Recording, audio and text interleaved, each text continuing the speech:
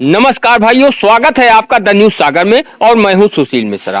1554 में सनातन धर्म की रक्षा के लिए मर्यादा पुरुषोत्तम भगवान राम के जीवन चरित्र को रामचरितमानस की रचना करने वाले और रामचरितमानस की रचना कर जन जन तक पहुंचाने वाले तुलसीदास जी का जन्म यहीं पर हुआ था। आप मेरे पीछे देख रहे हैं जो ये आज पक्का निर्माण दिखाई दे रहा है, ये दरअसल तुलसीदास जी यहीं पर जो है इसी घर में उन्होंने जन्म लिया।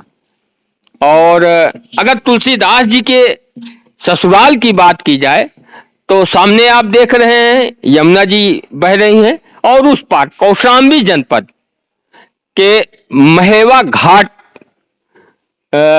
घाट के नाम से गांव है, वहां पर उनकी ससुराल थी। तो आइए हम आप लोगों को दिखाते हैं तुलसीदास जी का घर। और सामने तो आप देख रहे हैं जो मूर्ति है ये राम लक्ष्मण और सीता मैया की है। यहाँ पर पंडित जी हैं, तो पंडित जी प्रणाम। थोड़ा सा हम चाहते हैं कि तुलसीदास जी के विषय में बताएं। ये गोस्वामी तुलसीदास जी महाराज जी का पैतृक घर है। जिस मंदिर पर आप बैठे हुए हैं उनके घर को ही मंदिर बना दिया गया है। क्योंकि समय परिवर्तनशील है, इस हिसाब को देखते हुए पहले कच्चा घर था, कच्चे घर को ही पक्का बनाया गया। लेकिन सामने जहाँ गोस्वामी तुलसीदास जी महाराज विराजमान है, ये उनका प्रसव कक्ष है। ये वो कमरा है जहाँ मैया हुलसी ने बाबा तुलसी को जन्म दिया है। इस कमरे की दीवारें आज भी कच्ची हैं, अगल बगल से ईंट लगाकर टाइल्स लगा दिया गया है, जिससे देखने में पक्का है परंतु है अंदर से आज भी कच्चा। ये गोस्वामी तुलसीदास जी की जन्मभूमि। और ये प्रतिमा जो है गोस्वामी तुलसीदास जी महाराज की स्वयंभू है, बनावटी नहीं है जैसे किसी कलाकार के द्वारा बना दिया जाए, प्राण प्रतिष्ठा किया जाए, ऐसा नहीं है। तो ये प्रतिमा कैसे मिली? ये प्रतिमा जब महाराज जी का स्वर्गवास हुआ बनारस में 80 घाट पर, संवत 1680 गंग के तीर, श्रावण श्यामा तीज सनी तुलसी तजो शरीर। तुलसी तजो शरीर मतलब तुलसीदास जी महाराज जी का स्वर्गवास हो गया। तो उनके मृत्यु के पश्चात इनके शिष्य गणपत दास जी महाराज गोस्वामी तुलसीदास जी का अंतिम संस्कार बनारस 80 घाट में ही किया।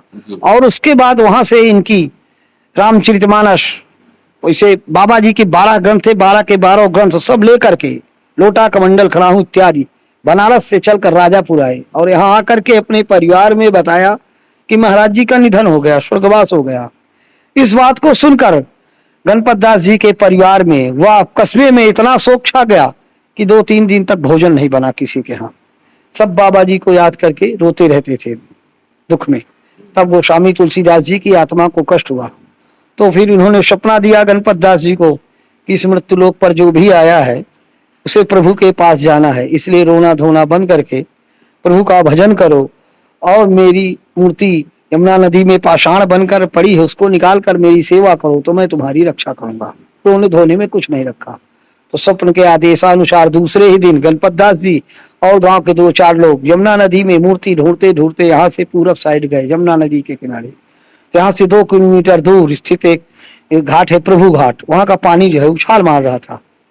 उछाल मारने का मतलब है कि गहराई ज्यादा होना, इसलिए वहां गोताखोर कूदे। जब गोताखोर कूदे तो पहले शिव जी की मूर्ति मिली यमुना नदी में और दोबारा डुबकी लगाए तो तुलसी बाबा की मिली।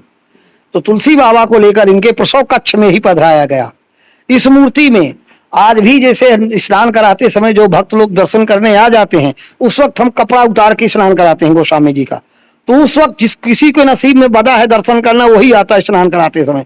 तो उतनी देर अगर आप खुली हुई मूर्ति में आप दर्शन करेंगे तो स्पष्ट रूप से दिखाई देता है कि जैसे कोई पत्थर बहुत दिन तक पानी में डाल दिया जाए तो उसमें जल की धाराएं प्रवाह जिस तरह जल बहता है उस तरह दिखाने लगते। तो पत्थर में आज भी जल की धाराएं स्पष्ट रूप से दिखाई दे रही हैं। ये पहचान है कि ये पत्थर काफी दिनों तक पानी में पड़ा रहा होगा, इसीलिए इसमें धारा है। ये गोस्वामी जी की प्रतिमा और भोलेनाथ जी की भी ऐसी ही प्रतिमा है। और बाकी तुलसीदास जी के साथ जो यमुना जी में प्रतिमा शिव जी की जो ये शिला मिली पाषाण, तो जो ये वही है और ये स्वयंभू मूर्ति है पंडित जी के अनुसार। तुलसीदास जी की इस मूर्ति का ना तो निर्माण हुआ है और ना ही कहीं बनाया गया है। ये स्वयंभू जमुना जी से प्रकट हुए हैं और ये जो यहीं पर इसी कक्ष में तुलसीदास जी ने जन्म लिया है। और ये जो तुलसी ये जो खड़ाहू दिख रहा है ये तुलसीदास जी की ही है। और अगर इस मकान की बात की जाए तो मकान आज भी कच्चा है, क्योंकि इन दीवालों की अगर इतनी चौड़ाई साबित कर रही कि कभी कच्चे रहा होगा, इतनी चौड़ी इन दीवालों की चौड़ाई साबित कर रही, इससे साबित हो रहा है कि ये कच्चा रहा। इतने चौड़े केवल इसको ऊपर से पक्का बना दिया गया है, लेकिन ये आज भी कच्चा है। तो ये थी तुलसीदास जी की का जीवन और उनका ये जन्म स्थान है। और दूसरी बात कि तुलसीदास जी ने रामचरितमानस की रचना कैसे की, तुलसीदास जी ने संन्यास कैसे लिया, तुलसीदास जी ने हनुमान जी की पूजा सर्वप्रथम कहाँ की, वो सारी चीजें इस वीडियो के डिस्क्रिप्शन में मिल जाएगा, लिंक मैं दे दूंगा। लगातार उनके रामचरितमानस की रचना करने तक की पूरी जानकारी और पूरी वीडियो आपको इस वीडियो के लिंक में मिल जाएगी। आप लोगों से इतना कहेंगे, वीडियो पसंद आए तो कृपया वीडियो को लाइक करिएगा और यदि अभी तक आप लोगों ने हमारे चैनल द न्यूज सागर को सब्सक्राइब नहीं किया है तो कृपया सब्सक्राइब करिएगा।